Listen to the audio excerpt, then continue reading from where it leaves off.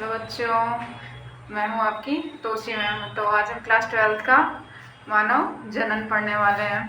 तो जनन क्या होता है, जैसा कि आप जानते हो, अब ऐसे जीव जो अपने समान नए दूसरे जीवों को जन्म दें, ऐसे जीव जो अपने समान ही दूसरे जीवों को क्या करें, जन्म दें, तो उसे हम क्या कहते हैं, जनन कहते हैं। जैसे कोई भी जीव हो, जैसे हम मनुष्य हो गए या कोई भी कीड़े मकोड़े हो गए, पेड़ पौधे हो गए, तो ऐसे कोई भी जीव जो अपने समान दूसरे जीव को जन्म दे, तो उसे हम क्या कहते हैं, जनन कहते हैं। अब क्या है कि अब उसमें क्या था, लैंगिक जनन। कुछ विशेष जनन कोशिकाओं द्वारा प्राय दो जनकों जैसे माता तथा पिता से नई संतान का जन्म होना ही क्या कहलाता है, लैंगिक जनन कहलाता है। तो लैंगिक जनन मतलब क्या समझ में आता है आपको, कि उसमें लैंगिकता हो, कुछ अंतर हो, जैसे माता पिता हो गए, मेल जैसे मेल हो गया, फीमेल हो गया, नर हो गया, मादा हो गया। तो ये सब क्या है, जब दो विपरीत चीज़ें आपस में मिलती हैं तो उससे जो बनता है, नई संतान की उत्पत्ति होती है, तो उसे हम क्या कहते हैं, लैंगिक जनन कहते हैं। तो मनुष्य कैसा होता है, जरायुज होता है, वीवी पैरस होता है। मतलब कि जो वह बच्चा होता है, जो नई संतान जन्म लेती है, वो पूर्ण रूप से गर्भाशय में ही विकसित हो जाती है।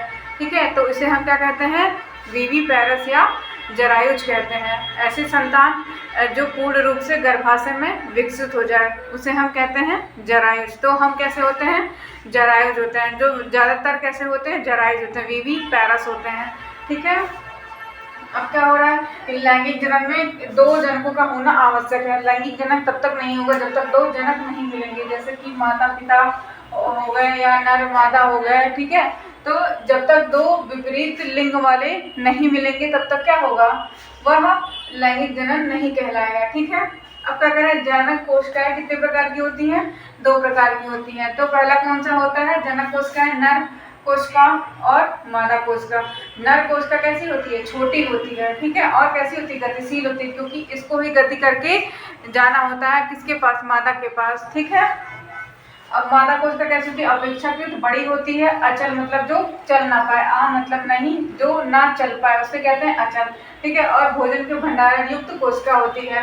तो मादा कोशिका कैसी होती है, बड़ी होती है नर के अपेक्षाकृत में। नर की कैसी होती है, छोटी होती है, क्योंकि उसको क्या करना होता है, गति करनी होती है, चलना होता है। लेकिन मादा कोशिका कैसी होती है, वो अचल होती है, वो चल नहीं पाती, एक जगह पे वो स्थिर रहती है।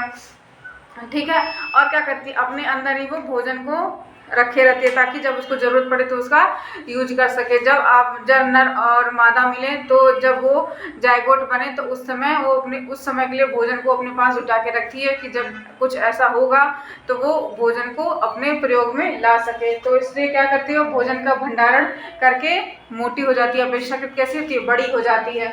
और कैसी होती है, अचल होती है, जो चलती नहीं, एक जगह पे स्थिर होती है। ठीक है, अब ये तो हम जान लें कि मनुष्य कैसा होता है, जरायुज होता है। ठीक है, अब हम क्या पढ़ेंगे, मानव जनन तंत्र।